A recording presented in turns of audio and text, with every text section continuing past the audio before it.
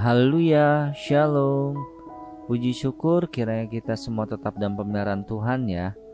Pada renungan singkat kali ini kita akan mendengarkan tema yaitu bersekutu. Untuk bacaan dalam renungan singkat kali ini kita bisa melihat dalam kitab Kisah Para Rasul pasal 5 ayat 26 sampai 42. Dan kami adalah saksi dari segala sesuatu itu, kami dan Roh Kudus yang dikaruniakan Allah kepada semua orang yang menaati Dia. Kisah pasal 5 ayat 32. Kehidupan rohani orang Kristen yang benar pasti akan mengalami pertumbuhan, makin hari makin bertumbuh dewasa. Untuk mencapai kedewasaan rohani tidak dapat kita upayakan dengan kekuatan sendiri. Mau tidak mau, kita harus melibatkan Roh Kudus dalam seluruh aspek kehidupan kita. Alkitab banyak menceritakan tokoh-tokoh yang mengalami dan melakukan perkara-perkara yang luar biasa oleh karena penyertaan Roh Kudus. Allah memberikan Roh Kudus kepada kita sebagai pribadi yang senantiasa menyertai dan menolong kehidupan orang percaya.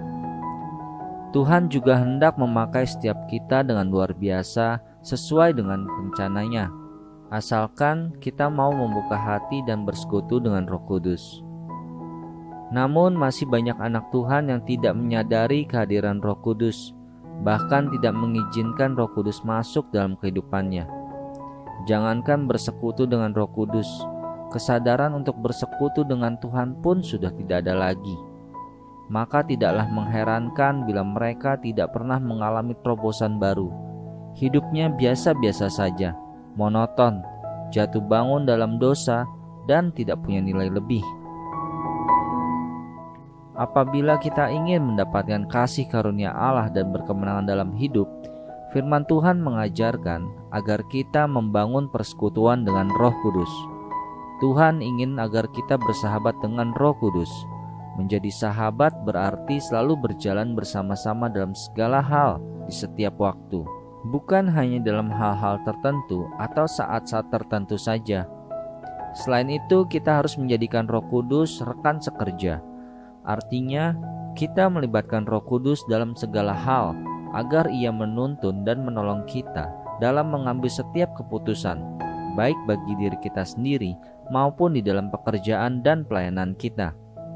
Petrus dalam pelayanannya senantiasa melibatkan Roh Kudus dan mengakui bahwa Roh Kudus adalah rekan sekerjanya.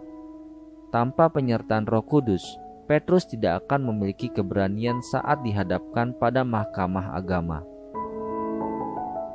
Di akhir renungan singkat ini, saya akan membacakan kata-kata penutup bagi kita semua. Karena kedekatannya dengan Roh Kudus, hidup Petrus menjadi kesaksian bagi dunia. Haleluya. Amin.